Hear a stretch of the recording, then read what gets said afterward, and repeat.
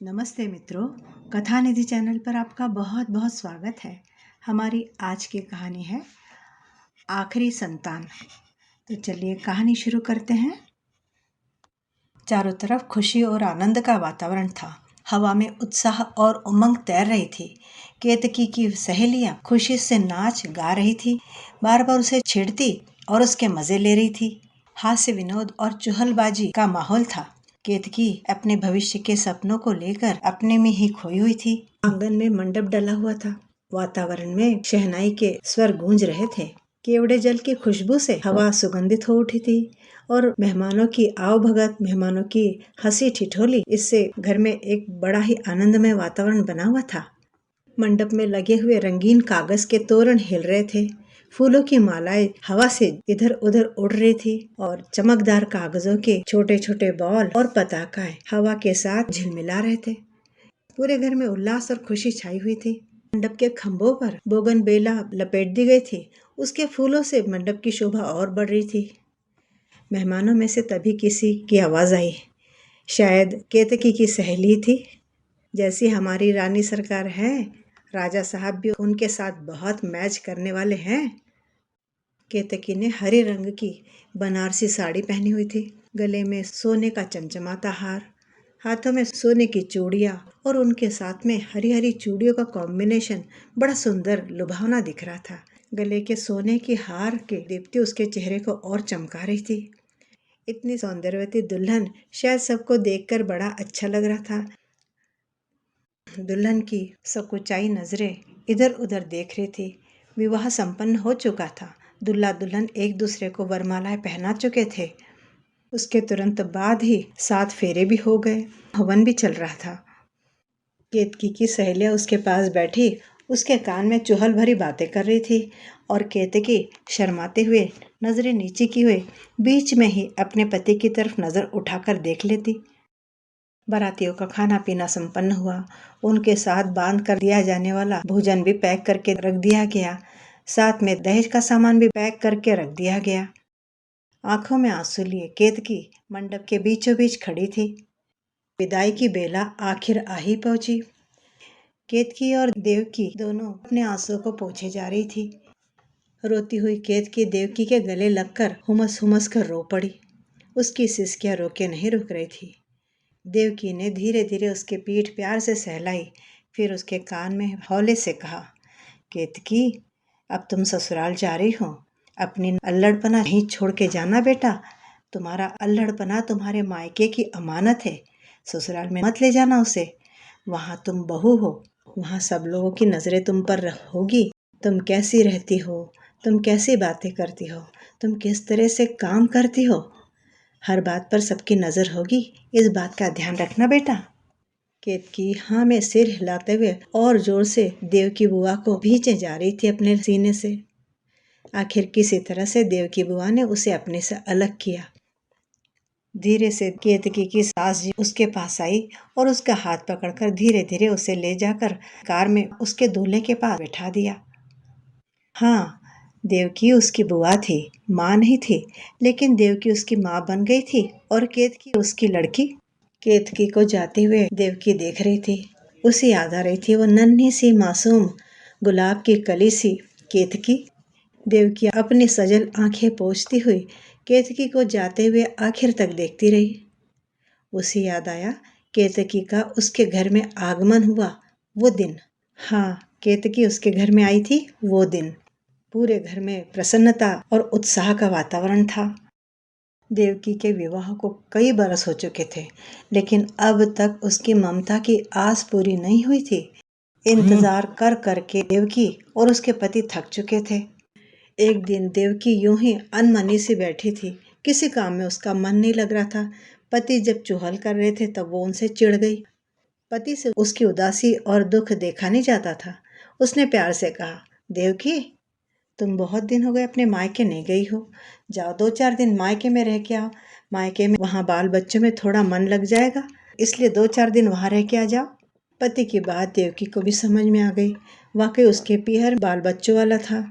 उसने सोचा ठीक ही है, 2-4 दिन मायके में हो आऊंगी तो मेरा मूड भी फ्रेश हो जाएगा। वह मायके दरवाजे पर पहुंची तो देखा कि आज हमेशा के विपरीत घर में चारों तरफ अस्त व्यस्त सामान बिखरा हुआ है, जैसे कि आज घर में कुछ सफाई ना की गई हो या सामान जगह पर न रखा गया हो। उसे ये देखकर थोड़ा सा आश्चर्य लगा कि इतने फैले हुए सामान के बीच पलंग पर भाभी थकी हारी लेटी हुई थी और माँ किचन में जोर जोर से बर्तन पटक पटक के कोई काम कर रही थी। देवकी अपने आप ही अंदर चली गई, लेकिन देवकी की माँ ने हंसकर उसका स्वागत नहीं किया। देवकी को बड़ा आश्चर्य लगा कि हमेशा तो माँ और भाभी दोनों ही उसका बड़ा प्यार से हंसकर स्वागत करती है, तो आज क्या क्या हो गया है जिसकी वजह से ना भाभी और न माँ उसकी तरफ ध्यान दे पा रही है, ना ही उसका स्वागत कर रही हैं। आखिर देवकी किचन में पहुंच गई, अपनी माँ से बोली, अम्मा क्या बात है, आज तो तुम मुझे बिल्कुल अनदेखा कर रही हो।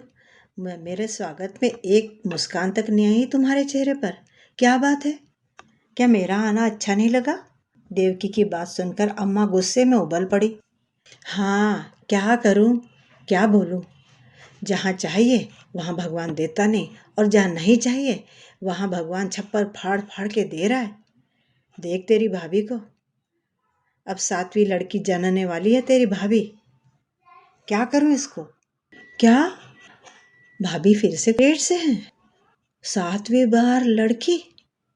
मालूम कैसे पड़ा? सब जाके टेस्ट करवा के आए हैं। अचानक देवकी को अपनी भाभी पर दया हुई। वो भाभी के पास पहुंची, फिर पलंग के पाए पर बैठती हुई भाभी के माथे पर स्नेह से हाथ फेरती हुई बोली, भाभी। ननंद का प्यार भरा स्पर्श पाकर भाभी ने धीरे से आंखें खोली और अपने ननंद की तरफ देखने लगी। भाभी की आंखों से आंसू बह रहे थे। देवकी उन्हें पूछने लगी। भाभी रुलाई रोकते हुए बोली, क्या करूं देवकी, यहाँ हमारे हालात इतने खराब है। पहले से 6 बेटियां हैं, उसके ऊपर एक और बेटी आने वाली है। अम्मा जी नाराज है, कहती है कि हमारे खानदान को वारिस तो तू दे नहीं सकती, लड़कियों पर लड़कियां जने जा रही है। बताओ मेरा इसमें क्या कसूर है? क्या मैं नहीं चाहती कि घर में बेटा हो जाए? घर में पहले ही लड़कियों की लाइन लगी हुई है। अम्मा जी कहती इनको कैसे पढ़ाएगी, कैसे लिखाएगी और कैसे तो इनके हाथ पीले करेगी। तुम्हारे भैया की तो सैलरी तुम्हें मालूम है, अगर बच्चे कम होते तब तो ठीक था, लेकिन इतनी सब लड़कियों की चिंता उन्हें भी खाए जा रही है। घर में सभी का यह विचार है कि इस बच्चे को गिरा देना होगा। कहते हुए भाभी की रुलाई जोर से फूट पड़ी। देवकी उन्हें सहलाने लगी प्यार से। भाभी मत सोचो ज्यादा। क्यों न सोचूं, आखिर बच्चा हो या बच्ची जो भी है, मेरे तो दिल का टुकड़ा ही रहने वाला है। लेकिन क्या करे, अब मजबूरी है। लेकिन देवकी डॉक्टर कहते हैं कि गर्भपात करवाने में मेरी जान को खतरा है। वे कहते हैं कि हो जाने तो बच्चा, और निश्चित रूप से जान को खतरा है। उन्होंने इस बात की गारंटी दे रखी है। लेकिन मैंने कह दिया है कि चाहे जो होने दो मेरा, मैं इस गर्भ को और नहीं बढ़ने दूंगी। लेकिन फिर यह सोचते हुए ही मेरी 6 बेटियों के चेहरे मेरी आंखों के आगे नाच जाते हैं। क्या होगा उनका, कौन देखेगा उन्हें? अम्मा जी आखिर कितने दिन देख पाएंगे उनको? और अम्मा जी को तो फूटी आंखों नहीं सुहाती हैं। फिर मन सोचता है होने दो, जो होना है। ऐसे भी तुम्हारी अम्मा के दिन रात ताने मुझे परेशान करते ही रहते हैं, और बढ़ेंगे ताने, और क्या हो सकता है। फिर सोचती हूँ कि गर्भपात कराना ही सही है, सबकी चिंता एक साथ मिट जाएगी। नहीं चाहिए एक और लड़की। भाभी की बात सुनकर देवकी का मन रो उठा। कहाँ तो वह एक बच्चे के लिए तरस रही थी, और कहाँ भाभी अपने पेट में आए हुए बच्चे को खत्म करने की बात कर रही है। उसके मन में अचानक एक विचार कौंध गया। उसने भाभी का हाथ अपने हाथ में लेते हुए कहा, भाभी एक बात कहूँ? कहो। तुम इस गर्भ को मत गिराना, बढ़ने दो। जो भी होगा, लड़का हो या लड़की, इसे मैं संभालूंगी। मैं वचन देती हूँ आपको। तुम्हारी बेटी तुम मेरी गोद में डाल देना। यूं भी मेरी गोद तो भगवान ने सुनी रखी है, तुम उस गोद को भर देना। तुम्हारी बेटी 9-10 महीने की हो जाएगी, तब तक तुम पालना उसे। उसके बाद मैं ले जाऊंगी। 9 महीने के बाद में उसका माँ का दूध छूट जाएगा, मैं उसे अपने पास ले जाऊंगी। तुम चिंता मत करो। देवकी की बात सुनकर भाभी ने एक बार उसकी तरफ अविश्वासपूर्ण आंखों से देखा। सच कह रही हो देवकी? तुम संभाल लोगी, तुम पाल लोगी इस अनचाही बच्चे को? एक पल में भाभी के मन में असंख्य विचार आ गए। देवकी तो काफी संपन्न परिवार से थी। उसकी बच्ची अगर देवकी के गोद में डाल दी गई तो उसे किसी चीज की कमी न रहेगी। उसकी अच्छी पढ़ाई लिखाई होगी, उसका खान पान उसे अच्छा मिलेगा, उसका खूब ध्यान रखा जाएगा। यहाँ मेरे घर में अगर 6 के बाद में एक 7वीं बच्ची आ भी जाती है तो उसका कौन सा अलग ध्यान रखा जाएगा। देवकी की बात सुनकर माँ भी किचन का काम छोड़कर पलंग पे देवकी के पास आ बैठी। देवकी का हाथ उसने अपने हाथ में ले लिया और देवकी के पीठ पर प्यार से हाथ फेरती हुई बोली, देवकी तू सच कह रही है? तेरा विचार तो बहुत अच्छा है बेटी। एक दो बार मेरे मन में ये बात आई भी थी, पर मैं अपने मुंह से ये कहना नहीं चाहती थी। अच्छा हुआ कि भगवान ने तेरे मन में ये विचार लाया। तेरी भी गोद हरी हो जाएगी और भाभी का भी गर्भपात नहीं करवाना पड़ेगा। यूं भाभी का गर्भपात करवाते हम लोगों का अच्छा थोड़े लग रहा था। तूने हमें बहुत बड़े पाप से बचा लिया है देवकी। बहुत अच्छा विचार किया है देवकी तूने। भगवान तुझे बहुत खुश रखेगा। भाभी और अम्मा से बात करके देवकी भी प्रसन्न हो गई और अम्मा तो प्रसन्न थी ही। अम्मा और भाभी दोनों के प्रसन्नचित्त चेहरे देखकर देवकी घर लौटी। घर आकर उसने अपने पति अरुण को यह सारी बात बताई। अरुण ने कहा, देवकी तुम खूब सोच विचार करी बच्ची को अपने गोद में लेना। अरे अरुण तुम क्यों सोचते हो, वहां तो पहले ही 6 बच्चियां हैं। ये 7वीं बच्ची का मोह थोड़े ना होगा उन्हें। वो बड़े आराम से मुझे दे देगी। इधर शाम को देवकी के मायके में जब भैया ऑफिस से घर आया, वह इसी चिंता में था कि पत्नी को एबॉर्शन करने के लिए हॉस्पिटल ले जाना होगा। लेकिन जब उसे अम्मा ने देवकी की कही हुई बात बताई तो अचानक ही उसे लगा कि जैसे भगवान ने उसकी मनमांगी मुराद उसे दे दी हो। उसके भी मन में कई बार आया था कि उसके घर में एक के बाद एक इतनी लड़कियां हो गई हैं और देवकी के अभी तक कोई संतान नहीं हुई है। अगर देवकी इनमें से किसी को ले लेती तो घर की संतान घर में रहती और देवकी की भी इच्छा पूरी हो जाती, उसकी भी मातृत्व की चाह पूरी हो जाती। प्रदीप भैया बड़े खुश हुए। धीरे धीरे भाभी का समय पूरा हुआ। उन्होंने एक प्यारी सी नन्ही गोल मटोल गुलाबी गुलाबी बच्ची को जन्म दिया। ये बच्ची उनकी पहली 6 संतानों से भी ज्यादा प्यारी थी। देवकी को खबर मिलते ही देवकी भी उत्सुकतावश अपने मन की उत्कंठा दबाए हुए अस्पताल पहुंची। प्यारी सी गोल मटोल स्वस्थ बच्ची को देखकर देवकी बहुत प्रसन्न हुई। अपनी पर्स से 5,000 रुपए निकालकर उसने तुरंत ही अपने भाई के हाथ में रखे। भाई ने उसकी तरफ सवालिया नजरों से देखा। भैया, भाभी और बच्ची की खूब अच्छी तरह से देखभाल करना, खाने पीने की कोई कमी ना हो और काम करने के लिए भी मेड रख लेना, जिससे अम्मा को भी ज्यादा तकलीफ ना हो। अम्मा भी भाभी की तरफ अच्छी तरह से ध्यान दे पाएगी। अस्पताल में रोजाना वह भाभी को देने के लिए कुछ न कुछ परहेजी खाना और लड्डू वड्डू लेकर जाती रही। 4-5 दिन में भाभी को घर ले जाने के लिए भी छुट्टी मिल गई। समय बीत रहा था और बीतते समय के साथ में भाभी का मोह भी बेटी के प्रति बढ़ता जा रहा था। बेटी थी भी बड़ी प्यारी। देवकी का पति अरुण भी जब देखने गया बच्ची को तो वो भी बच्ची को देख के बहुत प्रसन्न हुआ। बच्ची का नामकरण हुआ। बच्ची का नामकरण केतकी रखा गया क्योंकि देवकी को ये नाम बड़ा पसंद आया था। समय बीतता रहा। धीरे धीरे 8 महीने पूरे हो गए। बच्ची 8 महीने की हो गई। अब देवकी के मन में उसे अपने घर में लाने की उतावली हो रही थी। उसने भाभी से कह दिया, भाभी 1 महीना और फिर मैं ले जाऊंगी मेरी बच्ची को। भाभी ने भी सहर्ष सम्मति दे दी। इधर देवकी ने अपने घर में बच्ची को लाने की सारी तैयारियां कर ली। खूब खिलौने, बच्ची के लिए नर्म नर्म बिछौना, दूध की बोतल, पलना, बच्ची के लिए कई सारे छोटी छोटी फ्रॉक, ओढ़ाने के कंबल, छोटे छोटे टॉवेल, उसको नहलाने के लिए छोटा सा टब। देवकी को समझ में नहीं आ रहा था कि बच्ची के लिए क्या खरीदूं और क्या ना खरीदूं। देवकी और अरुण देवकी के पीहर पहुंचे। भाभी से जब उसने केतकी को अपनी गोद में लिया तो भाभी की आंखें झर झर बहने लगी। आखिर क्यों न बहती। इस बच्ची को उसने 9 महीने अपने पेट में रखा था।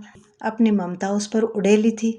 केतकी को अपनी गोद में लेते हुए देवकी ने भाभी को खूब प्यार किया। भाभी, चिंता मत करो, आपकी बेटी आपकी रहेगी और घर भी तो मेरा कौन सा पराया है। आप तो रोज भी आकर उसे देख सकती हो।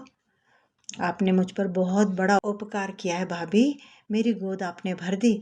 मैं आपका ऋण कभी भी नहीं चुका पाऊंगी। कहते कहते देवकी भाभी के गले से लगकर रो ही पड़ी। देवकी अम्मा, भाभी, भाई और 6 भतीजियों को लेकर अपने घर पहुंची। घर की सजावट देखकर सब दंग रह गए। घर को ऐसे सजाया गया था जैसे कोई बहुत बड़ा उत्सव हो। घर के अंदर जब जाकर अम्मा, भाभी, भाई सब ने सारी व्यवस्था देखी तो वो खुशी से दोहरे होते हुए बोले, देवकी, इतनी व्यवस्था तो हम कभी न कर पाते अपने घर में इस बच्ची के लिए। अच्छा हुआ तूने इसे गोद ले लिया है, और हमारे लिए भी वो दूर नहीं है। एक चिड़िया उसके मैके से उड़कर उसके घर में आ बसने वाली थी। वह उसे अपने हाथों से भोजन खिलाती, उसके लाड़ प्यार करती। देवकी ने भाभी से बच्चे को लेकर पलने में डाल दिया। उस पल उसकी भाभी मन ही मन विलाप कर रही थी। आखिर पेट जाई बच्ची दूसरे के हाथ में सौंप देना कोई आसान बात थोड़े ना है। लेकिन फिर मन ही मन अपने आप को दिलासा देती हुई सोच रही थी, बच्ची का भविष्य तो संवर जाएगा देवकी के पास। देवकी के पास रहकर बच्चे का सब कुछ अच्छा ही होना था। फिर देवकी ने उसे यह वचन भी तो दिया था कि बच्चे को बहुत अच्छी तरह से पालेगी। और दिख भी रहा था कि देवकी कितने उत्साह और कितने प्यार से बच्चे के लिए सारी तैयारी किए हुए थी। निश्चित ही अपने बाप के घर से तो वह अपनी बुआ के घर में बहुत अच्छी पलने वाली थी। उसका भविष्य निश्चित ही बहुत सुनहरा होने वाला था। ये सोचकर भाभी ने अपने आंसू पोंछ लिए। आंगन की रंगोली और दरवाजे पर झूलता हुआ तोरण इस बात की गवाही दे रहे थे। नन्ही बच्ची भी टुकुर टुकुर चारों तरफ देखे जा रही थी। नया परिवेश देखकर बच्ची थोड़ी सी डर रही थी, लेकिन फिर भी प्रसन्न थी। थोड़ी देर में बच्ची जब गुनगुनाई तो देवकी ने उसे उठाकर अपने सीने से लगाया। देवकी के चेहरे पर मातृत्व पूरा होने का तृप्त भाव तैर रहा था। उसके मन में यह पूरा विश्वास था कि मैं इस बच्ची को बहुत अच्छे से बड़ा करूंगी। सच, जरा सी बच्ची, उसके आगमन से घर में एक नई चेतना का भान हो रहा था। 2 दिन रहने के बाद में अम्मा, भाभी, भैया और बच्चियां सब वापस चले गए। घर से निकलते समय भाभी की आंखें फिर पनिया रही थी। उनका जी बच्ची को छोड़कर जाते हुए व्याकुल हो रहा था। देवकी ने फिर से उन्हें आश्वस्त किया, भाभी चिंता मत करो, मैं आपकी बेटी को आपसे मिलने के लिए बार बार लेकर आती रहूंगी और आप भी आते रहना, चिंता मत करना इसकी। भाभी ने अपने आंसू पोंछते हुए कहा था, बिल्कुल चिंता नहीं करूंगी इसकी मैं। मुझे पूरा विश्वास है कि तुम इसे बहुत अच्छा बड़ा करोगी, पालोगी। मुझे उसकी बिल्कुल भी फिक्र नहीं है। वो यहाँ हमारे घर की अपेक्षा बहुत अच्छी रहेगी, इसका तो मुझे भरोसा है। लेकिन देवकी, 9 महीने हो गए। पहले 9 महीने पेट में रखा है उसे, फिर 9 महीने उसे बड़े प्यार से जतन करके बढ़ाया है। इसलिए मुझे बुरा तो लग रहा है थोड़ा सा, बस यही बात है और कुछ नहीं। देवकी ने थोड़ा हंसते हुए कहा, भाभी बस अब आंखों में पानी नहीं। ये आपकी अमानत मेरी गोद में आपने सौंप के मुझ पर बहुत बड़ा उपकार किया है। आपने मुझे दुनिया भर की खुशियाँ दे दी है। भाभी, मैं इस बच्ची को बहुत अच्छा पढ़ाऊंगी, लिखाऊंगी और खूब शान से इसकी शादी करूंगी। केतकी धीरे धीरे बढ़ रही थी। उसके लाड़ प्यार का तो कोई अंत ही नहीं था। उसके लिए नए नए कपड़े, नए नए खिलौने, बढ़िया बढ़िया रिबन, हेयर बैंड्स, मोतियों की मालाएं, हाथों में पहनाने के लिए छोटे छोटे ब्रेसलेट, पाँव में छोटी छोटी पैंजनियाँ। देवकी को समझ में नहीं आता था कि मैं कितने इसके लाड़ करूं और कितने कैसे कैसे लाड़ करूं। बच्ची वैसे ही बड़ी प्यारी थी और इन सब लाड़ प्यार, अच्छा खाना पीना, इन सब की वजह से बच्ची और भी सुंदर लगने लगी थी। उसका शारीरिक विकास भी बहुत अच्छी तरह से हो रहा था। एक दिन अरुण ने देवकी से कहा, देवकी, ये बच्ची इतनी सुंदर है, इसका नाम सौंदर्या रखना चाहिए था। नहीं नहीं, मुझे तो केतकी नाम पसंद है। अरे हाँ भाई हाँ, अरुण ने हंसते हुए कहा, वो बच्ची तुम्हारी है और नाम भी तुम्हारी पसंद का ही होगा, ये तो मैं जानता ही हूँ, मैं तो यूं ही कह रहा था। बच्ची कभी हंसती कभी रोती, अपनी बाल लीलाओं से माँ बाप बने देवकी और अरुण दोनों का मन लुभा लेती। बच्ची जरा सा रोती तो देवकी का मन व्याकुल हो उठता उसे चुप कराने के लिए। अरुण उसकी इस स्थिति को बड़े कौतूहल भाव से देखता। देवकी बच्ची को भाभी से मिलाने के लिए हमेशा लेकर जाया करती थी। अपनी बच्ची को इतने सुख से बढ़ती हुई देखकर भाभी के दिल को भी सांत्वना मिलती रहती। बच्ची बड़ी हो रही थी। अब धीरे धीरे वह उठकर बैठने लगी, फिर धीरे धीरे चलने लगी और बोलने की भी कोशिश करने लगी। देवकी ने उसे स्वयं को बुआ और अरुण को फूफा कहने की आदत डलवा दी। कभी कभार झूठ मूठ उसे डांटने पर वह देवकी बुआ के गले में लाड़ से बाहें डाल देती और उसके गाल से गाल सटा कर कहती, बुआ हमें डांटना नहीं, हमें क्यों डांट रहे हो आप? मेरी अच्छी बुआ, मुझे चीजी दो ना। बुआ के गाल चूमकर और उससे जिद करती किसी चीज के लिए। देवकी उसकी चुहल देखकर हंस पड़ती। बच्चे के आने से घर भर हंसने लगा था। जब केतकी पहले दिन स्कूल गई तो देवकी से समय काटे नहीं कट रहा था। वह बार बार घड़ी देखती और कहती, आज घड़ी कितने धीरे चल रही है। उसे केतकी की चिंता भी हो रही थी कि पता नहीं स्कूल में वो कैसी रहती है, रो तो नहीं रही होगी। आखिर उसने अपना मन बहलाने के लिए केतकी के बर्थडे वाले फोटो निकाल लिए और उन्हें देखने के लिए बैठ गई। फोटो देखते हुए उसका समय बहुत अच्छे से बीत गया। अचानक उसे जब रिक्शा की आवाज़ सुनाई दी तो वो अपने ख्यालों में से जागी। देखा तो केतकी का रिक्शा दरवाजे में खड़ा था।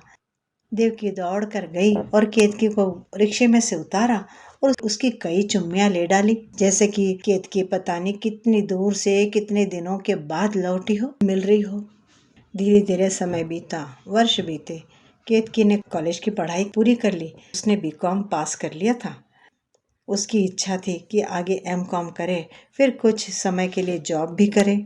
पर फूफा जी ने उसको बोल दिया, अब बहुत हो गई पढ़ाई वढ़ाई, अब हम तुम्हारी शादी करेंगे शान से, क्या ज़रूरत है नौकरी वोकरी की। फूफा जी थोड़ी सी मुझे नौकरी वोकरी कर लेने देना, थोड़ा मुझे और पढ़ लेने दो। लेकिन फूफा जी करके उसकी चोटी खींच के अपने कमरे में चले गए। उसी दिन केतकी की एक सहेली उससे मिलने आई। सहेली का ब्याह हो चुका था। वह अपने नए परिवार के, अपने ससुराल के बारे में केतकी को बताने लगी। उसके बाद अचानक ही उसकी सहेली ने पूछा, केतकी अब आगे क्या विचार है तेरा? केतकी ने कहा, थोड़ा पढ़ूंगी आगे और उसके बाद में जॉब भी करूंगी। जरूर करना तो, क्योंकि शादी के बाद में कुछ भी अपना नहीं रह जाता। न अपनी पढ़ाई का कुछ महत्व रह जाता है और न ही अपने कामकाज का। दिन भर घर के कामों में लगे रहो। मेरे घर में 7 फैमिली मेंबर्स हैं। सुबह से लेकर रात तक काम चलते ही रहते हैं। मैं तो भूल ही गई हूँ कि मैं पढ़ी लिखी भी हूँ। हाँ, फूफा जी और बुआ जी भी सोच रहे हैं कि मेरी शादी ही पहले कर दी जाए, जॉब वॉब की कोई जरूरत नहीं कह रहे। बुआ कहती है कि समय से सब कुछ हो जाए तो अच्छा रहता है। एक बार टाइम निकल गया तो लड़कियां बड़ी दिखने लगती हैं, फिर विवाह के बाजार में उनकी कीमत भी कम होने लगती है। वे दोनों चाहते हैं कि मेरी जिम्मेदारी से वो मुक्त हो जाए। उनका कहना भी सही है कि सब कुछ समय से हो जाए तो आगे का लाइफ भी अच्छे से शांतिपूर्वक बीतेगा। सहेली ने बुआ की बात का समर्थन करते हुए कहा, हाँ केतकी, बुआ बिल्कुल सही कह रही है। मैंने भले ही ये कहा कि ससुराल में लोग बहुत है, काम बहुत है, लेकिन मेरे पति नितिन बहुत अच्छे हैं। उनका साथ पाकर मैं बहुत खुश हूँ। अच्छा चल, देर हो रही है, मुझे घर जाना है, चलती हूँ मैं, कहकर वो निकल पड़ी। केतकी उसको जाते हुए देखती रही। उसको 5 महीने का गर्भ था और उस वजह से एक नई ही दीप्ति उसके चेहरे पर और शरीर पर झिलमिला रही थी। उसे देख के केतकी के मन में कुछ खिल सा गया।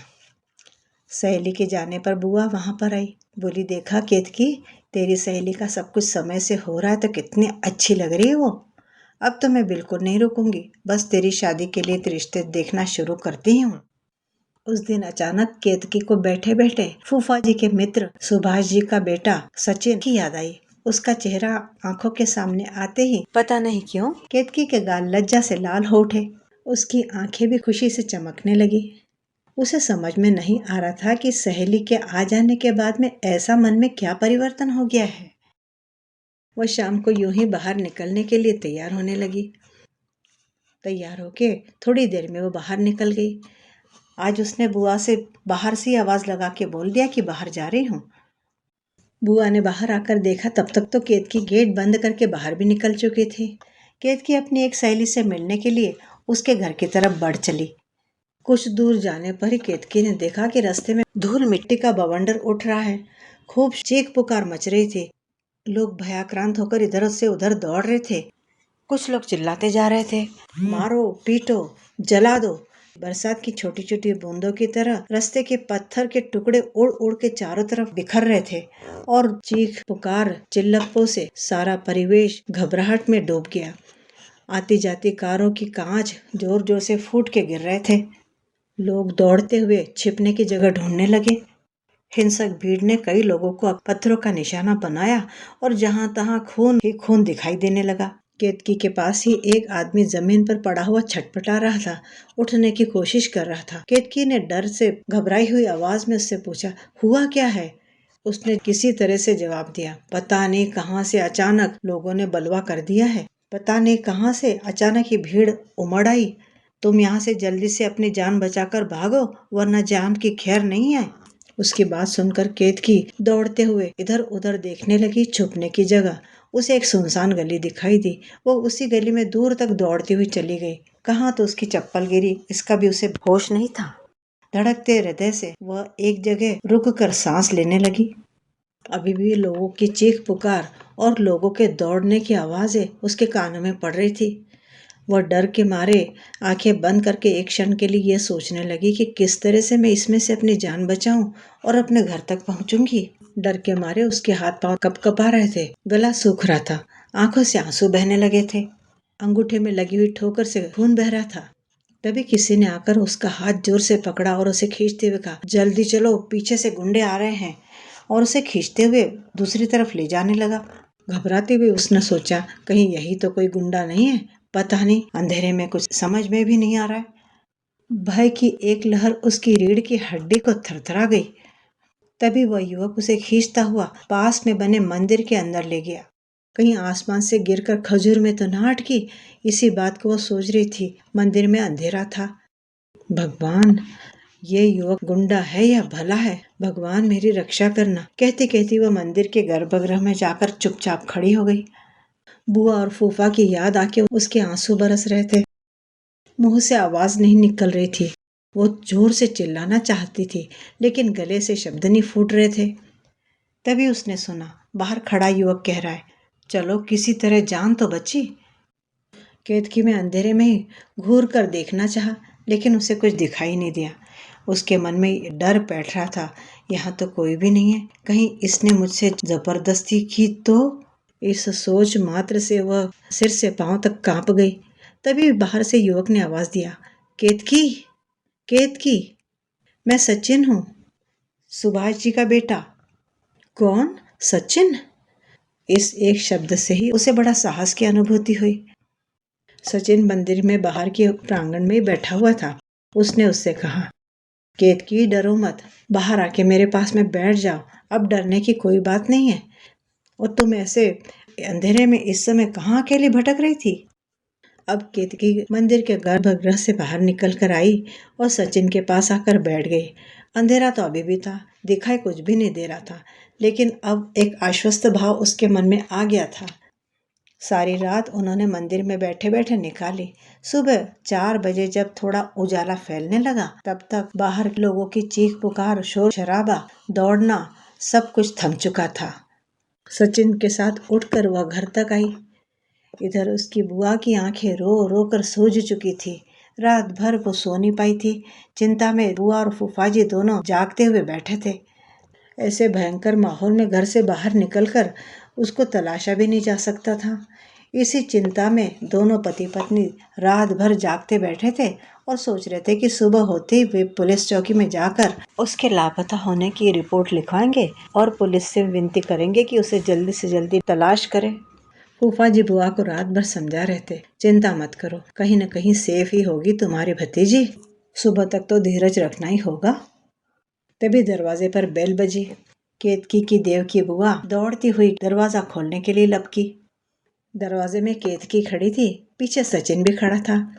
उन दोनों को देखकर बुआ की आंखों में आश्चर्य और खुशी दोनों का मिश्रण झलक उठा। केतकी, केतकी कहते हुए बुआ ने उसे अपने सीने से लगा लिया।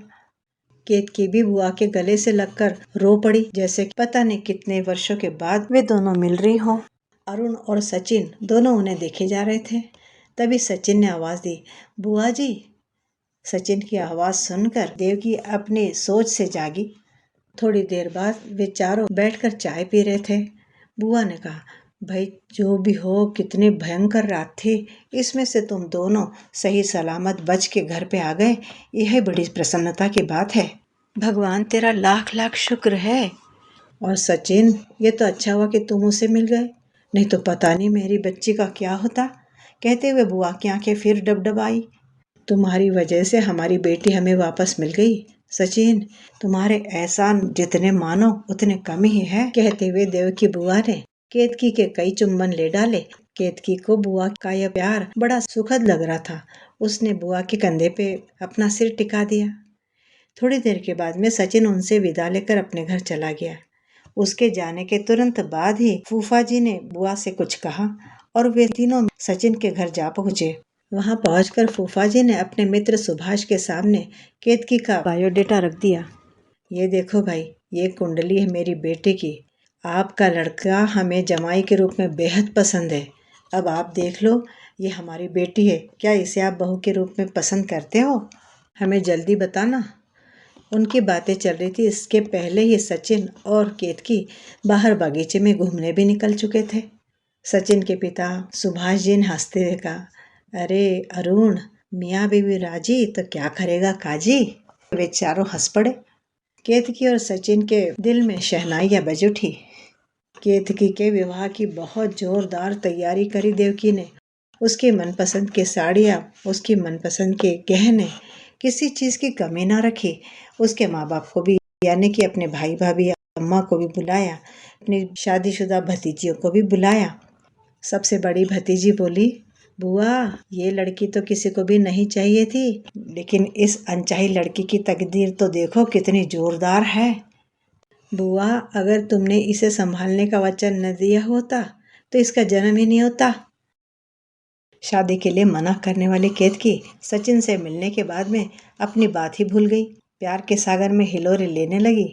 अरुण और देवकी ने प्रसन्नतापूर्वक सचिन के माता पिता को आश्वासन दिया था, किसी चीज़ की कमी नहीं रखेंगे हम इसके विवाह में, जो आप कहोगे वो, और हम इसका विवाह बड़े शान से करेंगे। जल्दी ही मुहूर्त भी निकाला गया। अब देवकी के मन में ये विचार आते कि केतकी ब्याह करके चली जाएगी तो घर कितना सूना हो जाएगा। उसका बार बार गले में बाहें डाल के झूल जाना, लाड़ लडाना, अपनी अपनी प्यारी डिश बनवाने के लिए बुआ से आग्रह करना, मचलना, अपनी सहेलियों की सारी बातें उससे शेयर करना, सब कुछ खत्म हो जाएगा।